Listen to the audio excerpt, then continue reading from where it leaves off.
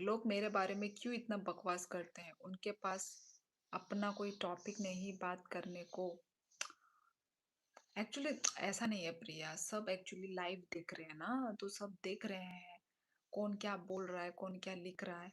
तो इसलिए तब सब बोलते हैं ना अपना-अपना पॉइंट ऑफ व्यू सब लोग इधर लिख रहे हैं, बात वही है। यही हमको पढ़ना है, यही हमें डील करना है। प्रिया, यही है बात। लाइव है, सब देख रहे हैं, सारे सबके कमेंट्स सब एक-दूसरे के साथ यहाँ पे कनेक्ट हो रहे हैं। सिर्फ़ मैं ही तुम लोगों से कनेक्ट नहीं हो रही हूँ। हाँ, इधर जितने भी लोग हैं ना, वो लोग भी कहीं न कहीं तुम लोग भी एक-दूसरों के साथ कनेक्ट हो रहे हो, है ना? अजीत प्रिया के साथ कनेक्ट हो रहा है, मोंटी मेरे साथ भी कनेक्ट हो रहा है, प्रिया के साथ भी कनेक्ट हो रहा है और भी है ना?